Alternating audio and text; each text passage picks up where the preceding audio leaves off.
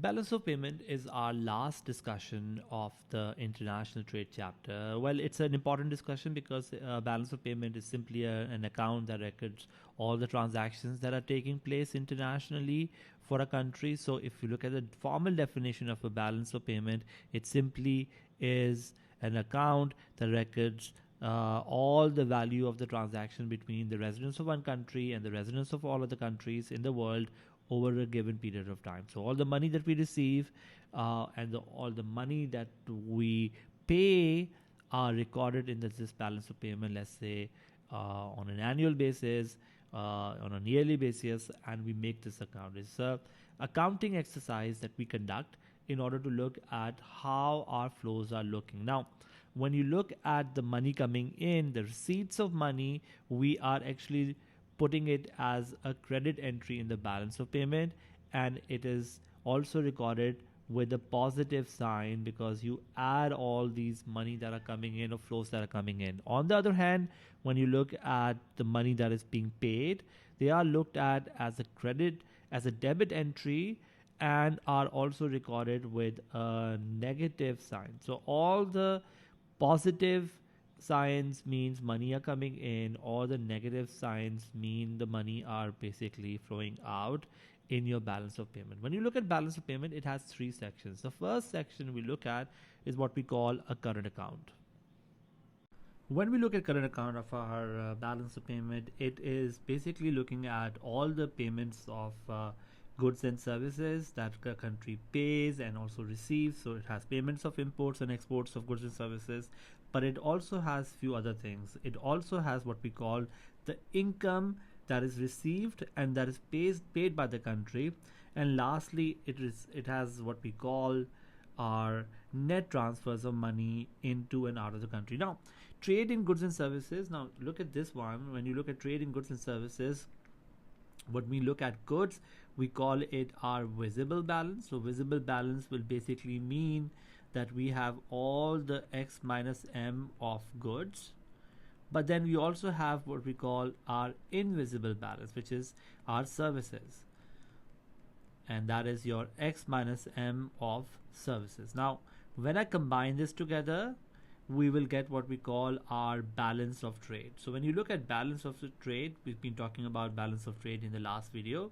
It has both the visible balance and invisible balance of goods and services. So the first thing we account for in a current account is basically your X minus M of goods and services, which basically means visible and invisible balance. But then when you look at income which is flowing out and into the country, that is all the incomes which is coming from your investments, from your sort of like money that you have invested, for example, elsewhere, and so on. So it has all the rents, for example. It may have all the interest.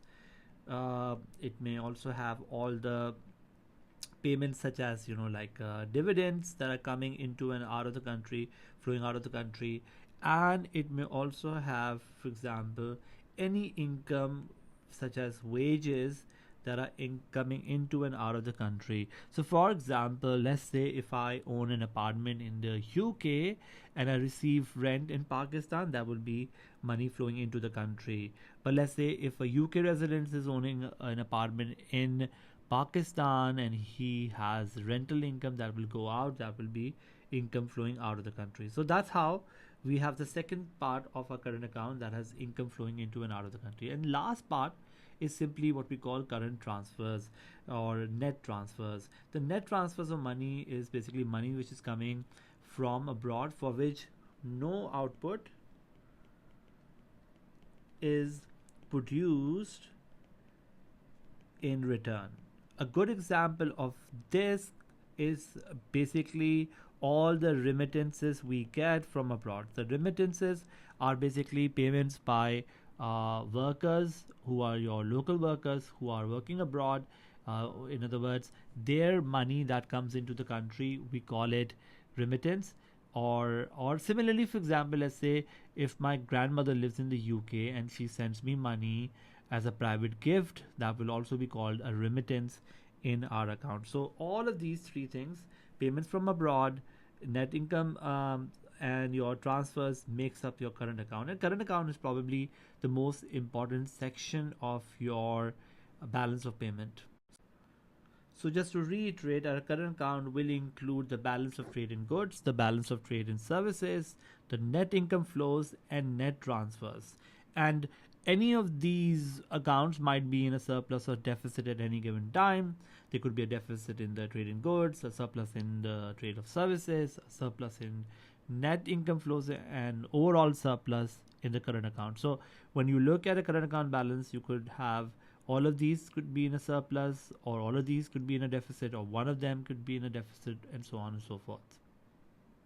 The next section of our balance of payment is what we call our capital account. Now, when you look at capital account is looking at the flow of funds into and out of the country for a few things. The first it looks at, it's basically the acquisition of or the sale or disposal of fixed assets. So if somebody has fixed assets in a country and they are buying and selling of it internationally, that will be part of it included in their capital account. Also, there will be what we call transfer of funds by migrants. So, for example, if somebody is migrating to Pakistan and let's say they are bringing in money because they're now migrating to this country, will be part of capital account. Or somebody is migrating out of the country, that will be a negative entry or an outflow or a credit from the balance of payments. Lastly, it also looks at payments of grants by the government for projects. Now, when you look at any foreign aid, it will be part of transfers, but when you look at your capital account will be taking into account what we call the movement of money for projects. So for example, let's say US government is giving money for a project in Pakistan, that will be included in the capital account of the balance of payment.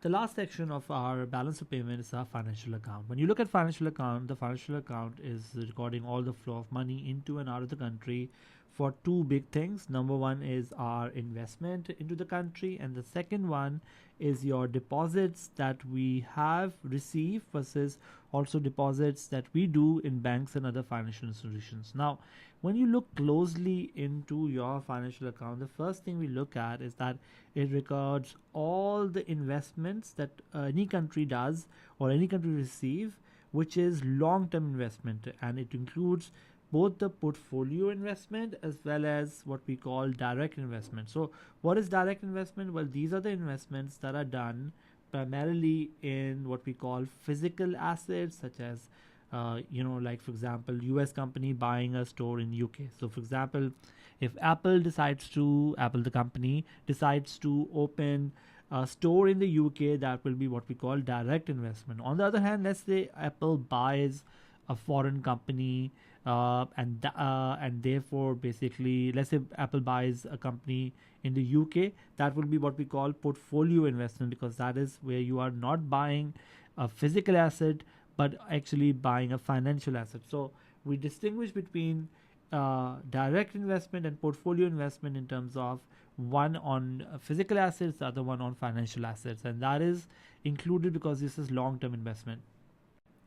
Other than investment, we also receive what we call money, which is for the short-term needs. This is basically called your short-term monetary flows or other monetary flows or financial flows, and it includes your monetary movement between the countries, such as like money coming into the country, because let's say if Pakistan interest rates are higher, then the bank deposits will go up because our interest rates are higher than let's say other countries, or even like short-term loans. So all of that, these short-term movement of capital will be part of your financial flows.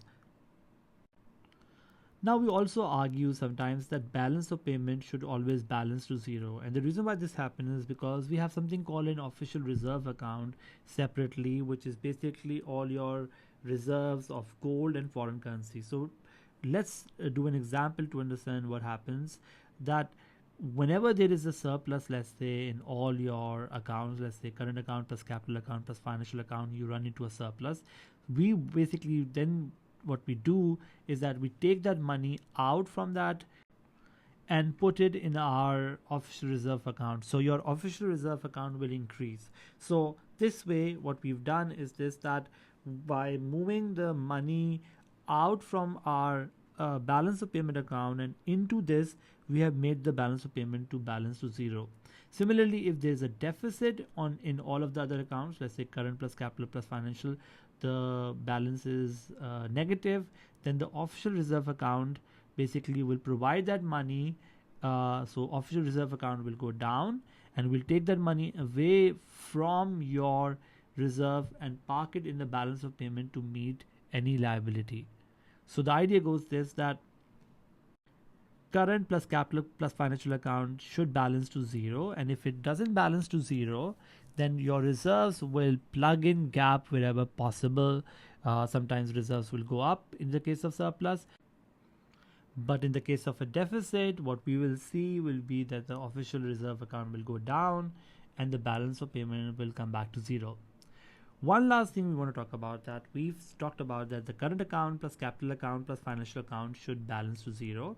But there's sometimes mistakes that happen. Why? Because sometimes some payments are delayed, sometimes some payments are not properly accounted for, and so on and so forth. So what happens is this: sometimes, according to the international standards which are set by IMF, our current account plus capital account plus financial account and the net errors and omissions, or the mistakes that we do, should balance to zero. So the idea goes this, that if ever there are basically transactions that are probably not accounted for, they should be put into net errors and omissions, and with time we'll fix those errors and omissions and come up with the balance of payment to balance to zero.